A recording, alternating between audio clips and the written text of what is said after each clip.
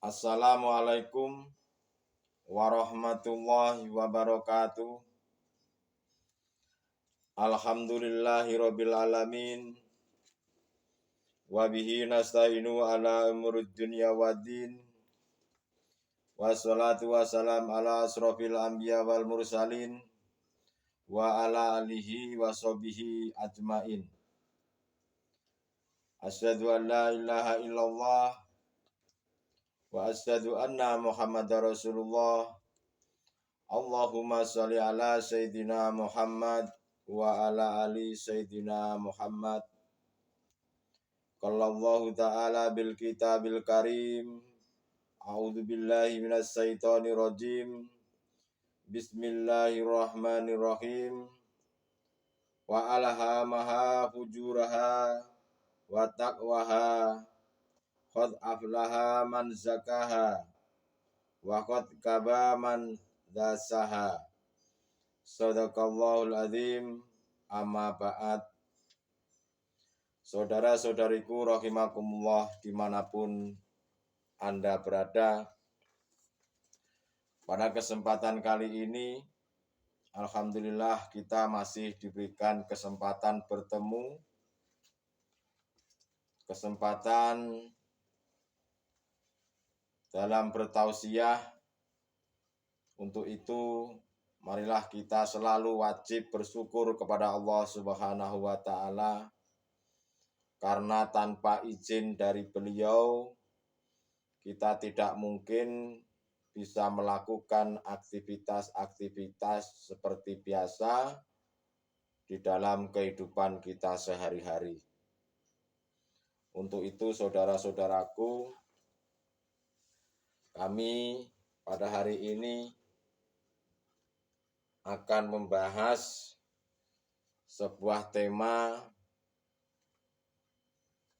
mengenai bimbingan ajaran kerohanian, bimbingan keluhuran budi dengan mengesahkan Tuhan, dengan judul antara orang yang beruntung dan orang yang merugi.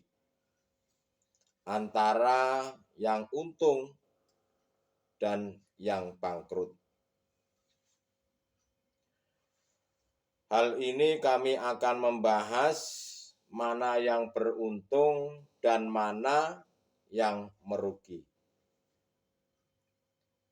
Dan kami membahas tentang rohaninya di mata Allah Subhanahu wa ta'ala. Saya akan membahas dari sisi hakikat, membahas dari sisi ruh, bukan hanya sekedar dari sisi jasad jasmaniah ini. Kalau membahas dari sisi jasad jasmaniah, antara untung dan rugi itu berarti ada kaitannya dengan jual beli. Seperti halnya kita melakukan perdagangan, yaitu ada untung, ada rugi. Itu kalau dipandang dari sisi jasad jasmaniah. Saudara-saudariku rahimakumullah dimanapun Anda berada. Perlu diketahui bahwasanya semua orang, semua arwah-arwah orang meninggal, kalau dikatakan arwah itu berarti jamak, banyak. Kalau roh itu sendiri. Itu sebetulnya namanya arwah, namanya ruh, namanya sukma, namanya apa aja. Itu sebetulnya satu. Seperti halnya kalau asalnya singkong, setelah diolah ada yang menjadi roti, ada yang menjadi peyem, tape, dan lain-lain sebagainya. Tetapi bahannya itu sama, sebetulnya adalah singkong. Nah, hanya pengembangan saja nama-nama tersebut. Agar saudara-saudaraku memahami Kata-kata seperti itu seperti halnya arwah, ruh, sukma, itu sebetulnya hanya pengembangan saja. Seperti tadi singkong, begitu pula dengan seperti halnya sebelum air hujan ini turun dari langit, masih disebut air hujan. Nah, manakala air hujan ini turun di bawah atau ke bumi, ada yang disebut air selokan, ada yang disebut air danau, ada yang disebut air tawar, dan lain-lain sebagainya. Tetapi kalau semuanya sudah mengalir di dalam laut, mana itu yang dikatakan air danau? Mana yang dikatakan air hujan? Mana yang dikatakan air selokan, dan lain-lain sebagainya. Nah, itu sebetulnya hanya aran-aran, hanya pengembangan saja sebetulnya. Saudara-saudariku rahimakumullah dimanapun Anda berada. Semua arwah orang-orang meninggal ini ditaruh oleh Allah Subhanahu wa Ta'ala di dalam alam kubur. Yang kami maksud adalah alam barzakh, kecuali para kekasih-kekasihnya Allah. Karena alam barzakh itu adalah alam dinding pemisah, di mana alam tersebut antara dunia dan akhirat. Di situ ada dinding pemisah. Dan semua arwah yang berada di dalam alam barzakh itu tidak mungkin bisa kembali ke dunia dan ke akhirat manakala sebelum terjadi kiamat besar. Hari pembangkitan baru bisa menuju ke akhirat. Mau kembali ke dunia pun tidak bisa, karena sudah diambil roh itu, nyawa itu oleh Allah Subhanahu wa Ta'ala di dalam alam barzakh sampai hari kebangkitan. Nah, mengenai alam barzakh itu hanya ditaruh bagi hamba-hambanya, di mana ada dinding pemisah di situ.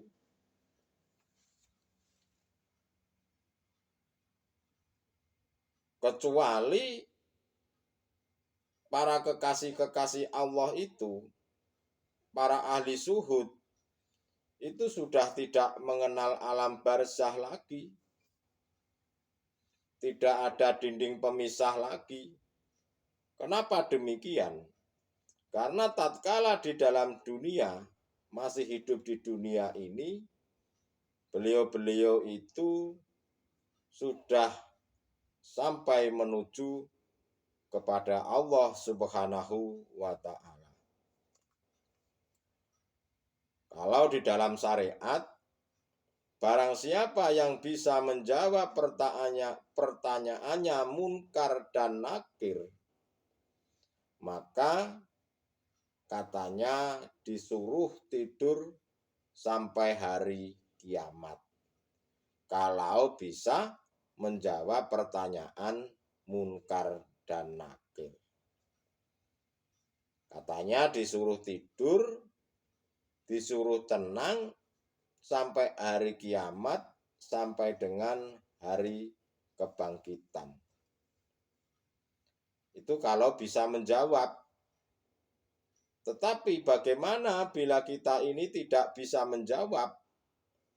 Katanya, maka dia akan sibuk dengan siksaannya Allah Subhanahu wa Ta'ala. Dan itu semuanya baru katanya. Benar atau tidaknya, kita juga belum pernah mengalaminya. Ya. Semuanya itu perlu pembuktian. Manakala pembuktian itu di dalam dunia sebelum kita ini meninggal jasad jasmaniah ini. Harus dibuktikan dulu. Jangan hanya sekedar katanya-katanya. Yang namanya mengaji, apalagi berkaitan dengan agama. Janganlah kita ini hanya ikut-ikutan kebanyakan orang. Karena kebanyakan orang itu yang dianggapnya benar itu belum tentu benar. Kita sendiri harus tahu dan harus paham apa yang disampaikan itu. Jangan berakidah, jangan beragama itu hanya sekedar ikut-ikutan kebanyakan orang. Apakah kita mau kebanyakan orang itu masuk jurang lalu kita ikut masuk jurang? Tentu jawabannya tidak mau. Untuk itu bagi saudara-saudaraku yang paham dan yang mengerti, janganlah kita hidup ini hanya sekedar ikut-ikutan. Apalagi berbicara dengan tauhid. Di mana berbicara tauhid itu adalah yang akan menyelamatkan jiwa kita di alam akhirat nanti. Jangan pernah main-main mengenai akidah. Sebetulnya kita ini tahu dan tidak perlu kita ini menunggu jasad jasmaniah ini mati. Tetapi di saat di dunia ini sebetulnya kita sendiri itu sudah tahu kita akan disiksa atau tidak disiksa itu sebetulnya akan tahu. Setidak-tidaknya kita ini mendekati. Karena apa? Karena semuanya keputusan, karena semuanya kehendak, itu terserah Allah. Mana mau dijadikan siksa atau tidak, itu terserah Allah. Janganlah kita ini ikut turut campur. Jangan pernah merasa diri kita ini ikut berperan. Jangan merasa diri kita ini ikut turut campur. Saudara-saudaraku, rahimakumullah dimanapun Anda berada. Kita itu sebetulnya akan tahu manakala di akhirat nanti itu seperti apa.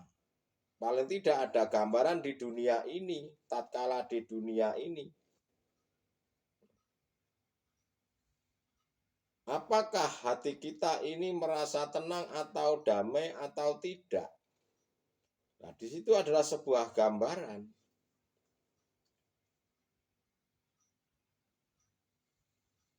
Di mana roh kita ini mengalami kedamaian atau tidak, akan disiksa atau tidak, manakala diri kita ini, jika kita merasakan disiksa, itu artinya hati kita ini tidak merasa damai. Itulah bentuknya daripada siksaan. Seperti halnya saya kasih contoh. Tatkala panjenengan itu dikatakan didatangkan sebuah musibah, sebuah sakit, sebuah yang tidak enakan, takdir qobdi, jika panjenengan ini merasakan sakit, jika panjenengan ini merasakan tidak tenang dan tidak damai di dalam hatinya, itu sebetulnya adalah gambaran siksa yang sebagian kecil diberikan di dalam dunia, lebih-lebih nanti yang lebih besar akan diberikan di akhirat. Apakah hati panjenengan ini merasakan sakit atau tidak di situ. Contoh, saya ini tidak memiliki uang hari ini. Bahkan besok pun kalau menurut akal jasad ini tidak bisa makan. Ya. Manakala kita menuruti nafsu tersebut, nafsu basariah ini, ya tentu sebagai manusia akan merasa sakit. Bagaimana ya besok nggak punya uang, bagaimana besok tidak bisa makan, apalagi anak sedang butuh biaya dan lain-lain sebagainya. Nah, manakala hati ini merasakan sakit atau gelisah, itu sebetulnya adalah bentuk siksa. Siksa yang diberikan oleh Allah Subhanahu wa taala di alam dunia ini. Dan siksa ini lebih kecil, lebih ringan di dunia ini sebetulnya. Tetapi nanti saat di akhirat, siksa itu akan lebih dahsyat, lebih mengerikan, bahkan lebih menakutkan. Kalau di dalam syariat, itulah neraka. Makanya saudara-saudaraku, janganlah diri kita ini merasa yang memiliki. Jangan diri kita ini merasa bahwa saya ini yang bisa berbuat. Bahkan janganlah diri panjenengan ini merasa yang hidup. Jika Anda yang merasakan diri Anda yang hidup, maka Anda tidak akan menemukan kedamaian. Semisal, saya ini memiliki sebuah motor atau mobil. Lalu motor atau mobil saya ini dicuri orang. Berhubung saya merasa memiliki motor atau mobil itu, maka hati saya merasa sakit dan kehilangan. Tetapi jika hati saya, ini ranahnya hati karena kita membahas tentang hakikat, ranahnya ruh, membahas ruh. Kalau diri kita ini, hati kita ini melihat mobilnya orang atau motornya orang sedang dicuri, kita tidak merasa kita kehilangan. Nah, itulah sebetulnya yang diharapkan dari ajaran hakikat itu seperti itu. Bagaimana caranya Anda ini tidak merasakan kehilangan, tidak merasakan Anda yang hidup, tidak merasakan Anda yang susah, atau mungkin tidak merasakan Anda ini yang mendapatkan sebuah ujian. Katanya seperti itu. Anda mengatakan ujian, mengatakan musibah, atau mengatakan nikmat, itu sebetulnya dari akal ini saja. Jika Anda akal ini sudah dilepas, sifat basariah Anda ini sudah dibersihkan dari kotoran-kotorannya hati, maka itulah yang kami maksud adalah golongan-golongan para kekasih Allah ahli suhud yang sudah tidak mengalami yang namanya alam barzakh.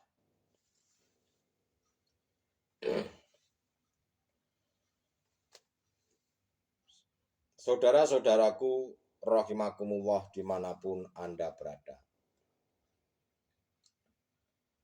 Dalam diri kita ini terdapat alam barzakh. Di dalam diri kita, yaitu di mana ada dinding pemisah, karena kita ini tidak bisa melihat dinding itu, tidak bisa melihat Allah akhirnya. Itulah golongan saudara-saudara yang masih duduknya yang dikatakan adalah ahli hijab. Karena manusia ini ada dua golongan, di mana golongan itu yaitu yang pertama adalah golongan ahli hijab dan yang kedua adalah golongan ahli suhud. Lalu siapa ahli hijab ini? Ahli hijab itu yaitu mereka-mereka yang mata hatinya masih buta terhadap Allah. Mata hatinya masih ditutupin oleh makhluk, oleh syahwatun dunia. Manusia ini memiliki dua mata. Mata dohir dan mata batin. Untuk melihat Allah ya gunakan mata batin ini. Karena mata dohir ini fungsinya ya untuk melihat benda. Karena mata ini benda. Untuk melihat kepada sang kholik, maka kita harus menggunakan ainul basirah. Kenapa ahli hijab itu ditaruh di dalam alam barzah? Ya karena mereka mata hatinya tatkala di dunia ini masih buta terhadap Allah, masih tertutup oleh syahwatun dunia.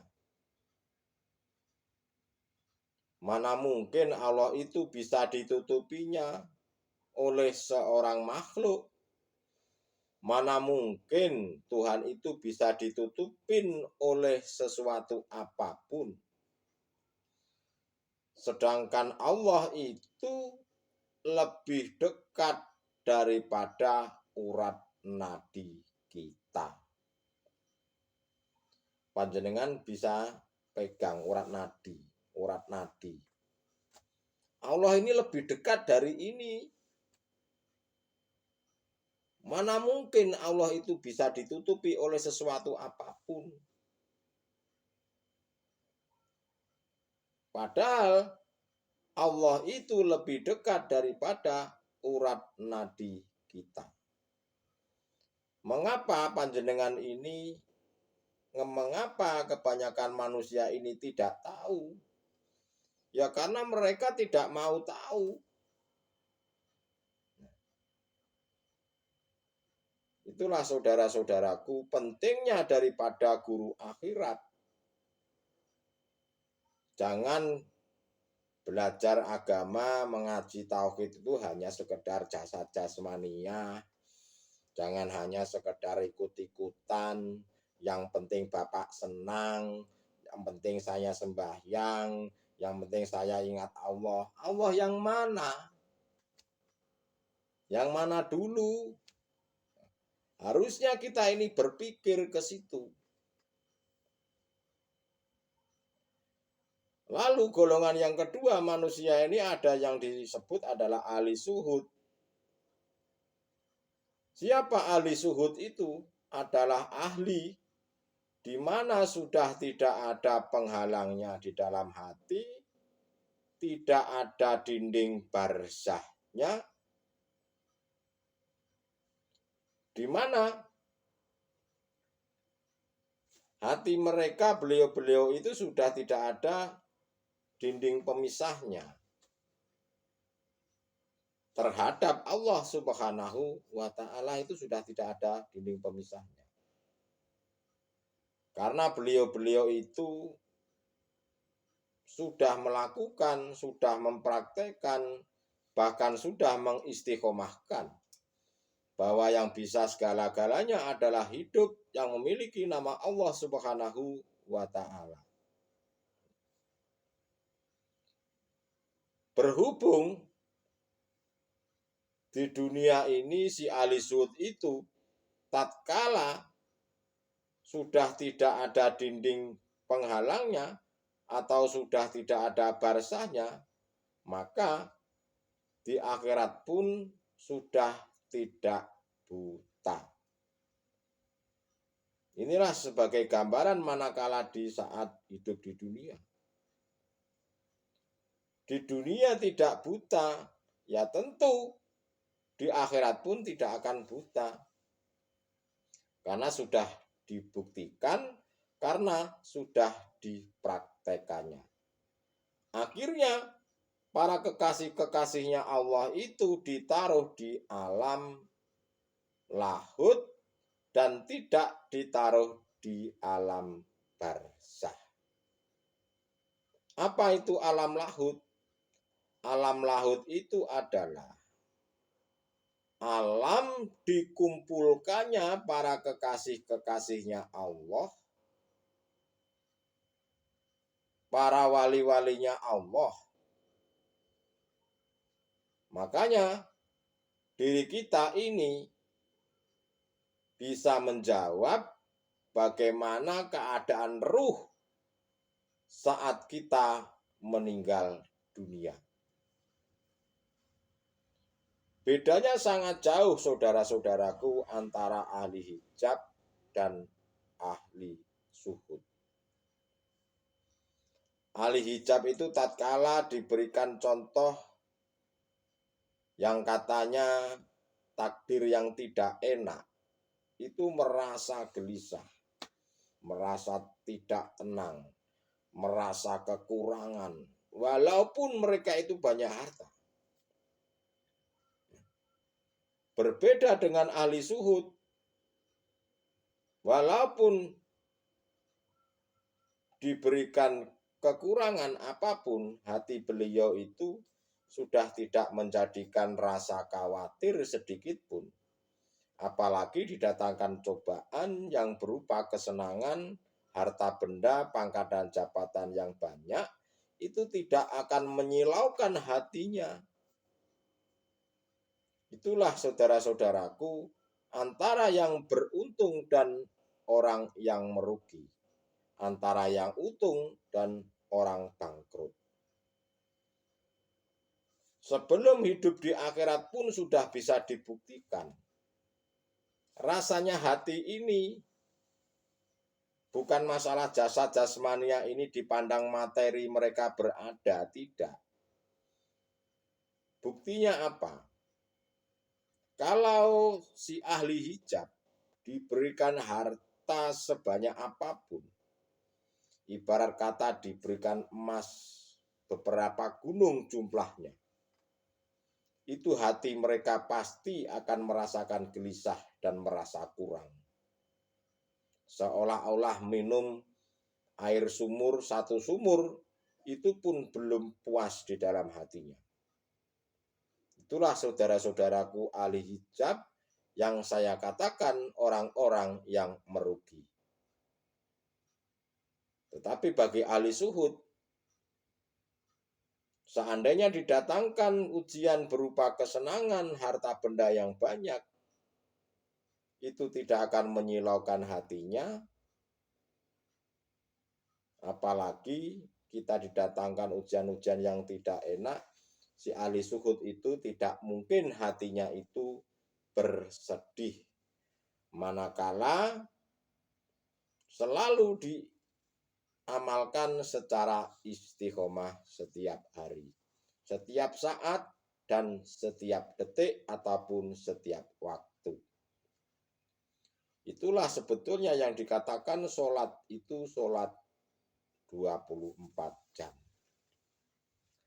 Inilah gambaran kita nanti pada waktu di akhirat. Siapa yang bisa menjawab?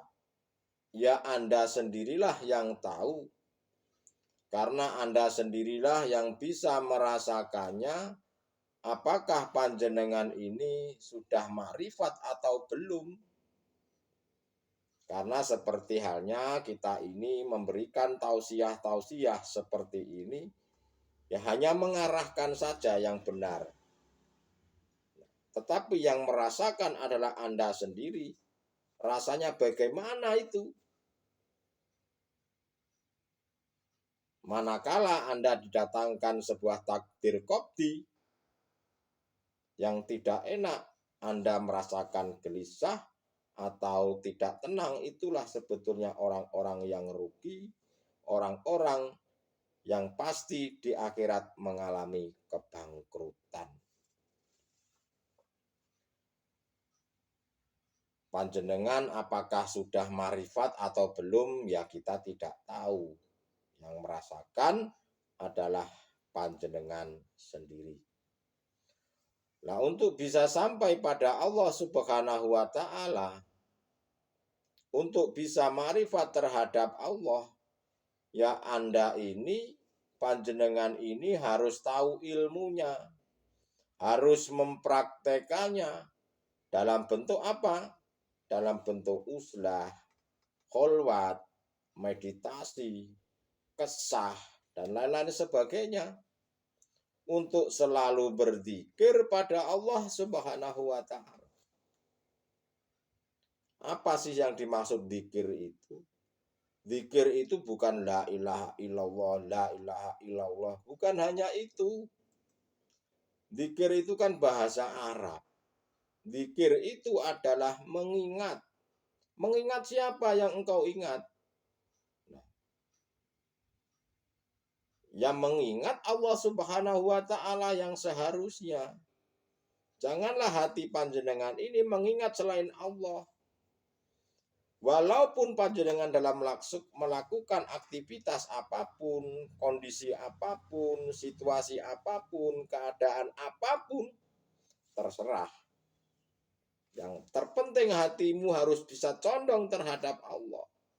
Bagaimana harus bisa condong? Ya panjenengan harus sampai dengan makrifat Allah. Panjenengan harus tahu ilmunya, harus mempraktekannya, harus melakukan secara istiqomah. Panjenengan kalau diarahkan tidak mau tahu, ya tidak mungkin tahu. Tapi semuanya itu ya terserah. Yang penting Allah Subhanahu wa Ta'ala sudah mengingatkan Anda semuanya di saat hidup di dunia. Apakah Anda tergolong orang-orang yang beruntung atau orang-orang yang merugi? Itu terserah Anda. Terserah panjenengan. Yang terpenting Allah sudah mengingatkan selalu lewat para kekasih-kekasihnya untuk kembali kepada jalan yang benar. Untuk belajar agama, belajar tauhid, itu jangan gunakan akal ini. Kalau Anda menggunakan banyak akal ini, akhirnya apa yang dilakukan? Akal-akalan, ujung-ujungnya yang timbul apa? Berdebat. Setelah berdebat apa timbulnya? Permusuhan. Setelah permusuhan apa timbulnya? Pemfitnahan dan lain-lain sebagainya. Nah, untuk belajar kerohanian, panjenengan harus gunakan ainul basiroh atau mata hati panjenengan. Ingatlah saudara-saudaraku, kita harus ingat tentang kematian. Sesuai dengan surah Asy-Syamsi ayat 8 sampai dengan 10. Siapa yang beruntung dan siapa yang merugi. Siapa yang merugi adalah mereka yang dimasukkan oleh Allah di alam barzakh. Lalu siapa yang beruntung? Mereka adalah kekasih-kekasihnya Allah setelah kematian jasad jasmania ini dimasukkan di alam lahud. Alam lahud itu adalah alamnya dikumpulkannya para kekasih-kekasihnya Allah.